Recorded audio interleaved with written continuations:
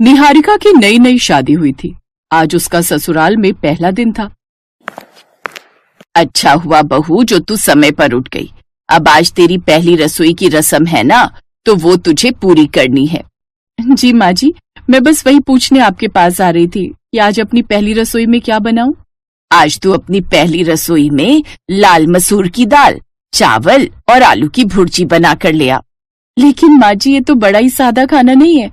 पहली रसोई में तो पकवान या मीठा ऐसा कुछ बनाया जाता है ना। हाँ हाँ जानती हूँ, लेकिन शादी में पहले ही सबने बहुत पकवान और तरह तरह का खाना खा लिया है, इसलिए अब किसी की इच्छा नहीं होगी। इसलिए तू अब कुछ सादा ही बना। निहारिका बुरा सा मुंह बनाकर अपनी सास की बताई हुई दाल, चावल और भुर्जी बनाने चली जाती है। कुछ देर बाद वो सबको खाना बनाकर परोसती है। वाह बहू, तेरे हाथों में तो जादू है। तूने तो बड़ी ही स्वाद ये करारी करारी आलू भुर्जी और दाल चावल बनाए हैं। मजा आ गया। धन्यवाद माँ जी। इसके बाद शांति निहारिका को उसकी पहली रसोई का नेक देती है।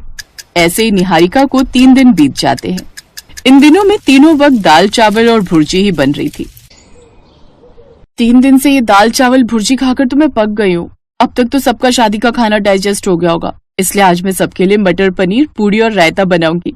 ये सोचकर निहारिका रसोई में जाती है और आटा ढूंढने लगती है, लेकिन पूरी रसोई में आटा ढूंढने पर भी उसे कहीं आटा नहीं मिलता। कमाल है, ये आटा तो घर में है ही नहीं। लगता है राशन खत्म हो गया। जेठानी जी से जाकर पता करती हूँ। निहारिका अपनी जेठानी के कमरे में जाती है और उनसे आटे के बारे में पूछती है। क्या आटा? अरे इस घर में आटा देखे हुए तो मुझे भी काफी वक्त हो गया है। मुझे तो लगा था इतने दिनों में तुम सब समझ गई होगी। क्या मतलब दीदी? यही कि इस घर में तीनों वक्त सिर्फ दाल चावल और भुर्जी बनती है। क्या? हर रोज दाल चावल भुर्जी? लेकिन दीदी, हर रोज कोई दाल चावल भुर्जी कैसे खा सकता है? तुम माँ जी को भी ठीक से समझी नहीं। पहले तो इस घर में हर रोज अलग अलग तरह की सब्जियां बनती थी, लेकिन जब से सब्जियों ने दाम छुए तब से माँ जी कंजूस होती चली गई और उन्होंने सब्जियां लाना ही बंद कर दिया। और तब से हम लगातार बस ये दाल चावल और आलू की भुर्जी खा रहे हैं, क्योंकि ये काफी सस्ता पड़ता है। ओह, तो ये बात है। लेकिन अब ऐसा नहीं होगा। फिर निहारिका रसोई में जाती है और दाल चावल और भुर्जी बनाने की बजाय ब्रेड पकौड़े बनाने लगती है। ये क्या निहारिका, ये तुम क्या बना रही हो? माँ जी देखेंगे तो बहुत गुस्सा करेंगी। कुछ नहीं होगा दीदी, आप तो बेकार में ही घबरा रही हो। आप देखना, सबको ये बहुत पसंद आएगा, और खासकर माँ जी को। कुछ देर बाद निहारिका सबको टेबल पर ब्रेड पकौड़े परोसती है, जिसे देखते ही शांति आग बबूला हो जाती है और निहारिका पर चिल्लाते हुए कहती है। निहारिका बहू, जब तुझे पता है कि यहाँ हर वक्त दाल चावल और भुर्जी बनती है, तो फिर तूने ये सब क्यों बनाया? लेकिन माँ जी, ये दाल चावल और भुर्जी रात का खाना होता है, इसे नाश्ते में कैसे खाएं? और वैसे भी कोई चीज कभी कभी खाई जाए ना तो ही अच्छी लगती है, रोज रोज नहीं। अब हम कोई गाय भैंस तो है नहीं जो बार बार एक ही चारा खाएं। अगर इतना ही शौक है ना तुझे अलग अलग तरह की चीजें खाने का, तो अपने मायके वालों को बोल, वो तेरे लिए 5 लीटर तेल की बोतल और अलग अलग तरह की सब्जियां भेज देंगे, क्योंकि मेरे बस की तो है नहीं इतनी महंगी महंगी सब्जियां या तेल लाना। मेरे यहाँ रहना है तो दाल चावल भुर्जी तीनों वक्त खानी पड़ेगी, और जिसको भी परेशानी हो वो अपने मायके जा सकता है। ज्यादा फरमाइश करने की कोई जरूरत नहीं है। ये मेरा घर है, कोई 5 स्टार होटल नहीं जहाँ जो मन किया वो खाया। अभी के लिए तो हम ये खा रहे हैं, लेकिन खबरदार जो आज के बाद अपनी मनमानी की तो। निहारिका को अपनी सास की कही हुई बातें बड़ी चुभती हैं, लेकिन उसके पास चुप रहने के अलावा और कोई चारा भी नहीं था। अब वो हर वक्त दाल चावल भुर्जी ही बनाती, लेकिन ये सब खाकर अब वो पूरी तरह से पक चुकी थी। इतना ही नहीं, अब तो घर के बाकी लोगों का भी यही हाल होने लगा था। लेकिन शांति देवी के सामने जुबान चलाने की किसी की हिम्मत नहीं थी। एक रोज जब अंजलि की बेटी रिया स्कूल में लंच बॉक्स खोलती है। अरे रिया, तू टिफिन में क्या लाई है? क्या यार नेहा, तू भी किससे ही सवाल पूछ रही है? इसे इतना वक्त तो हो गया है हमारे साथ, और तुझे अभी तक पता नहीं चला कि रिया के यहाँ दाल चावल और आलू की भुर्जी के अलावा कुछ बनता ही नहीं है। तो जाहिर सी बात है आज भी वो वही लाई होगी। ये सुनकर रिया गुस्से में आ जाती है और घर आकर अपनी माँ से कहती है, माँ क्या है ये सब? आखिर कब तक हमें ये दाल चावल और भुर्जी खानी होगी? अब तो मैं थक चुकी हूँ ये सब खाकर। आपको पता है अब तो मेरे स्कूल वाले भी मेरा मजाक उड़ाते हैं। देखा बहू, अब तो इस बच्चे पर उस नई बहू की बातों का असर हो रहा है। इसकी भी अब खाने को लेकर जुबान खुल गई है। वो बात नहीं है दादी, लेकिन जिस तरह हम रोज रोज एक ही कपड़े नहीं पहन सकते, उसी तरह हम रोज रोज एक ही तरह का खाना भी नहीं खा सकते।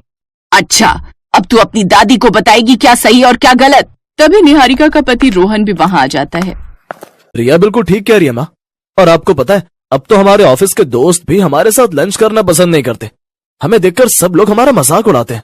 हाँ माँ, अब हमें शर्म आती है रोज रोज एक ही तरह का खाना ले जाते हुए। क्या तुम लोग भी लोगों की बातों को दिल पर ले रहे हो? और अगर तुम लोगों को सब्जी खाने का इतना ही मन है तो ठीक है, मैं तुम लोगों के लिए सब्जी ले आऊंगी। कल से तुम सब वही ले जाना। ये सुनकर सभी बहुत खुश हो जाते हैं, लेकिन शांति कभी कभार ही सब्जी लाती, वो भी इतने बड़े परिवार के लिए सिर्फ आधा किलो। इसलिए घर के बाकी सभी सदस्य चुपके से छुपकर बाहर जाकर कुछ खा लेते। हा, कितना मजा आ रहा है ये नान और पनीर खाकर। सच कहूं निहारिका, मुझे तो लगा था कि ये दाल चावल खा खा कर ही भगवान को प्यारी हो जाऊंगी, लेकिन आज तेरी वजह से मुझे ये बाहर का खाना खाने को मिला। शांति की कंजूसी से घर वाले तो परेशान थे ही, साथ ही मेहमान भी तंग आ चुके थे। जब कोई मेहमान आता, शांति उसे भी दाल चावल और भुर्जी ही खाने को देती, जिस कारण कोई मेहमान उनके यहाँ आना भी पसंद नहीं करता। फिर एक रोज रिया अचानक स्कूल में खेलते खेलते बेहोश हो गई। उसे जल्दी से डॉक्टर के पास ले जाया गया। रिया क्या बिल्कुल भी सब्जियां रोटी नहीं खाती? उसके अंदर मल्टीविटामिन की बहुत कमी हो गई है और इम्यूनिटी सिस्टम भी बहुत कमजोर हो गया। देखिए, यही सही उम्र होती है बच्चों की सेहत बनाने की। अगर हमने उसकी सेहत पर ध्यान नहीं दिया तो कल को वो कुपोषण का भी शिकार हो सकती है। ये सुनकर अंजलि को बहुत गुस्सा आता है और वो अपनी सास पर भड़कते हुए कहती है, देख लिया माँ जी अपनी कंजूसी का नतीजा। आज जो मेरी बेटी की हालत है ना, उसकी जिम्मेदार सिर्फ आप है। मैं बार बार आपसे कहती रही, लेकिन आपने हमेशा बस अपनी ही चलाई। अभी तो सिर्फ ये इसकी हालत है, लेकिन कल को ऐसे ही चलता रहा ना तो हम सबकी हालत भी यही होगी। अपनी बहू की बात सुनकर शांति को बड़ा दुख होता है और अब उसे अपनी गलती का एहसास होता है। फिर अगले दिन जब सभी घर वाले सोकर उठते हैं तो वो देखते हैं कि टेबल पर तरह तरह के पकवान बनाकर रखे हुए हैं। अरे, ये सब पकवान कहाँ से आए? ये सब मैंने तुम सबके लिए बनाए हैं बहू। अब मुझे मेरी गलती का एहसास हो गया है। अब आज के बाद मैं ऐसी हरकत नहीं करूंगी।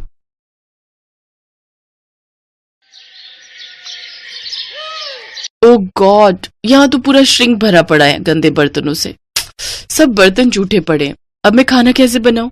ये मेरी देवरानी दिव्या भी ना एक नंबर की आलसी है। सुबह जब शीला बर्तन धोकर जाती है तब तो सबके लिए नाश्ता बना लेती है, लेकिन जब शाम को यहाँ बर्तनों का पहाड़ इकट्ठा होता है तो वो महारानी अपने कमरे में चूहे की तरह डूबकर बैठ जाती है। अभी बताती हूँ मैं इसे। दिव्या, अरे ओ दिव्या, कहाँ है? क्या हुआ जेठानी जी? मुझे बिग बॉस देखना है। अरे मुझे यहाँ सबके लिए रात का खाना बनाना है, लेकिन यहाँ तो बर्तनों का ढेर लगा हुआ है और तू महारानी है कि जिसे अपना बिग बॉस देखना है। चल पहले जल्दी से सारे बर्तन धो। हैं? क्या मैं बर्तन धो? ना बाबा ना, मैंने आज ही मैनिक्योर करवाया है, फिर उसके पैसे वेस्ट चले जाएंगे। ये तो तेरा हर हफ्ते का बहाना है। जब जानती है कि घर के कामकाज में खराब होना है तो क्यों बेकार पैसे फूंक कर आती है। चल अब बर्तन धो, मुझे खाना बनाने में देर हो रही है। एक बार कह दिया ना नहीं धोऊंगी, आप धो लो, मैं खाना बना लेती हूँ। इसी तरह दोनों एक दूसरे पर बर्तन धोने का काम टाले जा रही थी। उधर बाहर डाइनिंग टेबल पर बैठे घर वाले खाने का वेट कर रहे थे। हे राम, खाना कहाँ रह गया? मेरे पेट में तो चूहे कूद रहे हैं, लेकिन ये रसोई से आवाज कैसी आ रही है? माँ, लगता है दोनों फिर से शुरू हो गई। धत तेरी की, फिर तो मिल गया हमें आज भी खाना। अनुज बेटा, ऐसा कर तू बाहर से ही खाना मंगवा ले। एक दिन इन दोनों बिल्लियों की लड़ाई में भूख के मारे ही मैं परलोक न सिधार जाऊं। हाँ, भी ऑर्डर कर देता हूँ माँ। वैसे भी हमारे पास और चारा भी क्या है। उधर दोनों अभी भी बहस ही किए जा रही थी। ठीक है, फिर नहीं धोने ना तुझे बर्तन, तो मैं भी कोई खाना वाना नहीं बनाने वाली। रहो सब भूखे आज। अरे भूखे क्यों रहेंगे? कल रोहन जी ने खाना ऑर्डर किया था, आज अनुज भैया को बोलो, वो ऑर्डर कर देंगे। दोनों ये बोलने बाहर आती ही है कि तभी अनुज कहता है, कर दिया ऑर्डर। हम जानते हैं तुमसे खाना नहीं बनेगा। तुम दोनों से मिलकर खाना और बर्तन धोने तक का काम भी नहीं होता क्या? मुझे तो आप कुछ ना ही बोलो जेठ जी तो बेहतर रहेगा। मैंने सुबह का खाना और दोपहर का खाना बनाकर अपना काम पूरा कर लिया था। सिर्फ रोटियां सेकने को दोपहर का खाना बनाना नहीं कहते। हाँ, अब जो भी हो, काम तो हुआ था ना। बस करो, दोनों रिकॉर्डर की तरह शुरू होती हो तो बचती ही रहती हो। कुछ देर बाद डिलीवरी बॉय खाना ले आता है। सब चुपचाप उस खाने को खा लेते हैं। अगली रात दोनों में फिर से रात की रसोई का संग्राम छिड़ जाता है। तभी पड़ोस की कमला आंटी वहाँ आती है। ये ले रश्मि, आज अपनी बेटी के यहाँ गई थी। उसके बेटे का मुंडन था ना, तो वहीं भंडारा था। सोचा तुम्हारे लिए प्रसाद लेती चलूं। लो, तुम सब भी खा लेना। अरे वाह, फिर तो आज रात की रसोई बनानी नहीं पड़ेगी और ना वो बर्तन धोने पड़ेंगे। रश्मि ये देखकर खुश हो जाती है। फिर दोनों देवरानी जेठानी बर्तन ना धोने पड़े इसलिए एक बड़े से भगोने में आलू की सब्जी डाल देती हैं, एक कटोरे में हलवा और बड़ी सी परात में पूरियां परोस देती हैं।